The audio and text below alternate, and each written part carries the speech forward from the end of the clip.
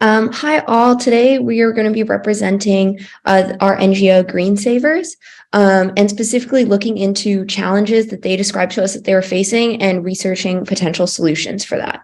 So that was our main problem for this project. I'll hand it over to Anshira for the introductions.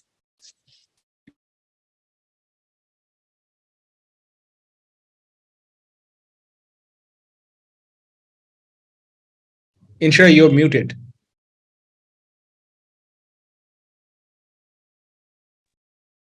I'm so sorry. Can you hear me now? Okay. So greetings. This is Inshira. I'm from Bangladesh. So Green Savers is an eco-friendly organization, and they basically provide services for soil-less farming to restaurants and farms, and also to domestic households. They have 12 plus years of experience in urban farming. They have already put up rooftop gardens and green spaces across over 6,500 rooftops and gardens, and they are working with around more than 50 corporates and NGOs and government organizational partners. Can we move on to the next slide?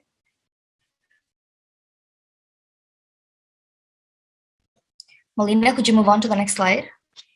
I think I did. I think the internet's just lagging a little bit.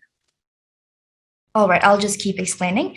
So for the soilless farming services, they provide three services: hydroponics, microgreens, and the fodder system.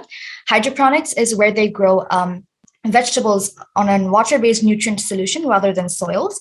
Microgreens are essentially just young plants of vegetables, and they can be easily grown on a tray. And fodder system is where they grow grain like barley, wheat, or oats on trays, and then they can feed them to their livestock. And before we move on with the challenges that we have narrowed down, we'd like to introduce our team.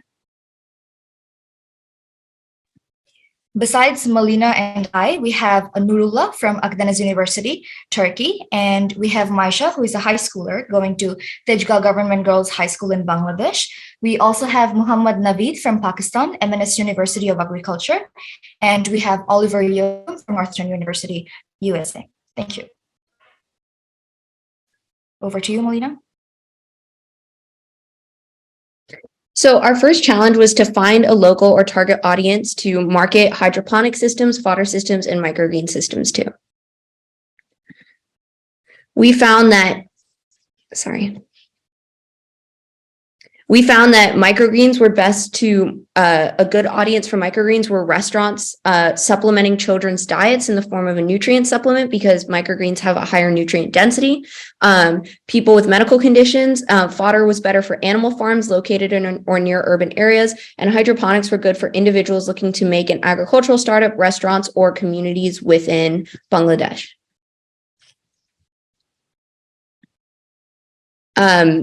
Our second challenge was then to market to these local audiences and provide potential deliverables. So for microgreens, we would market them similarly to a dietary supplement or as vegetable confetti to high-end restaurants, which is how they're used often in the US. For fodder, we would attend fairs and exhibitions for agro enterprises, targeting really the agricultural sector and getting involved with the youth that would be taking over farms as they get older after they leave their education. Trying to inform them about this kind of process, this soil-free high fodder process.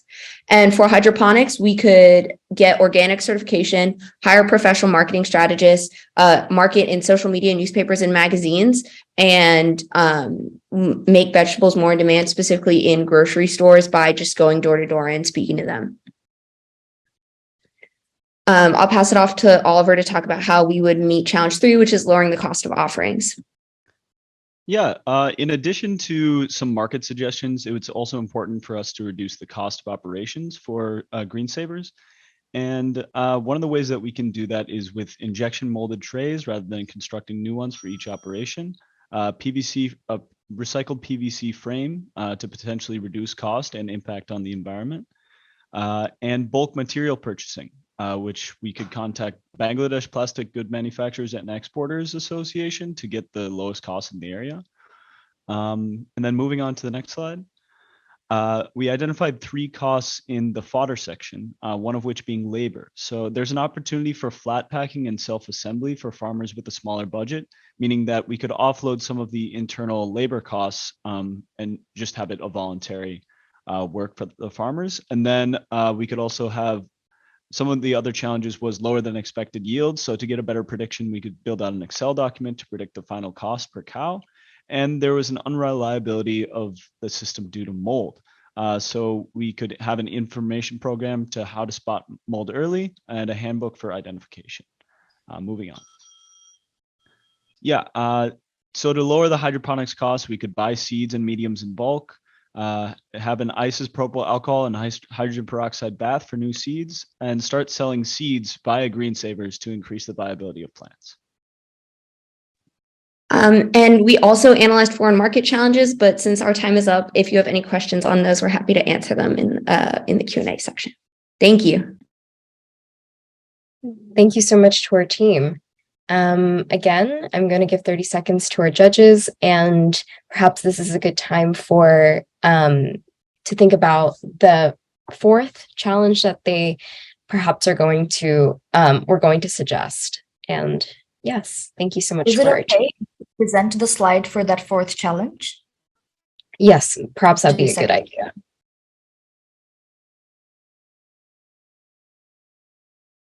Hi, so basically what it is was we analyzed foreign market challenges for microgreens, fodder, and hydroponics. So in microgreens, there was currency fluctuation, not enough variety, and safe consumption concerns.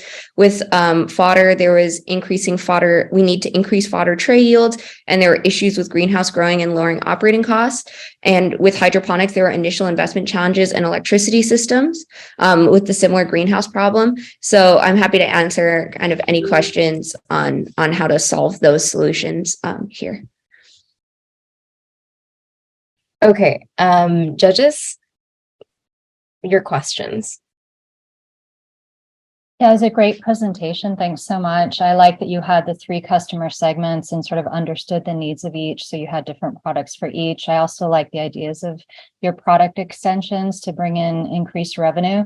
You have a lot of recommendations though. So if you presented to Green Savers and said, this is what we would prioritize because they can't do everything, what would you say would be the biggest bang for the buck?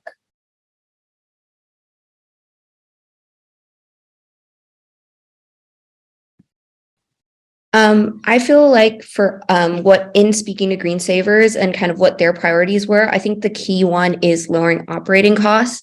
A lot of my kind of foreign market solutions that we looked into were related to how to lower costs, you know, and increase yields. I think that's the most important thing because farmers just won't implement these things, or restaurants won't implement microgreens or hydroponics or fodder systems if it's too expensive. That's one of the big issues with the industry as a whole.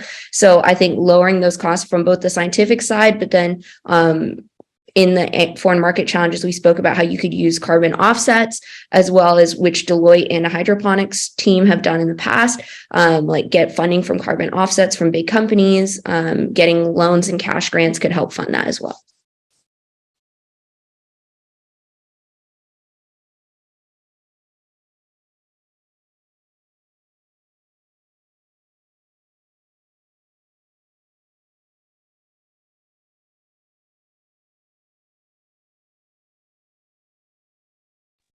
Thanks all for the presentation. It's very clear.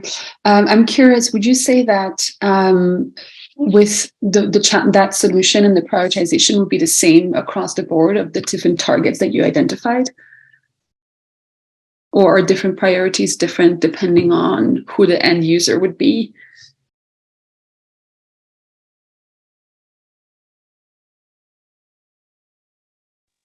So can you repeat the question again? Sorry. I'll take it.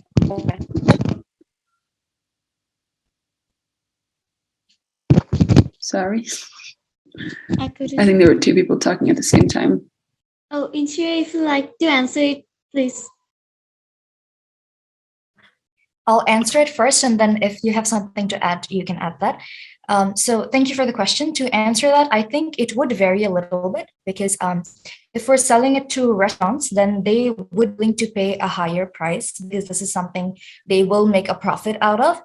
But instead, if we're selling to households, we actually need to reduce the cost. There is an option for people to actually go out to the grocery shop and buy something. So why would they rather get the hydroponics setup and get it in their houses? We need to incentivize, and we need to lower the cost for households, and then maybe not. That probably wouldn't be the priority for firms and restaurants.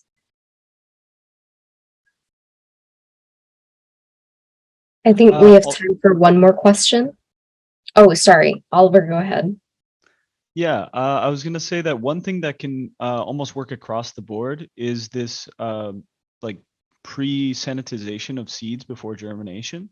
A big issue with all three of these methods is potential for contamination from diseases, and that was something that was expressed to us by Green Savers. And one method to help combat this, which will increase yield as well as like security of this, is to have those pre-baths, which could also just like consolidate where people buy their seeds and potentially have savings with economies of scale. Thank you so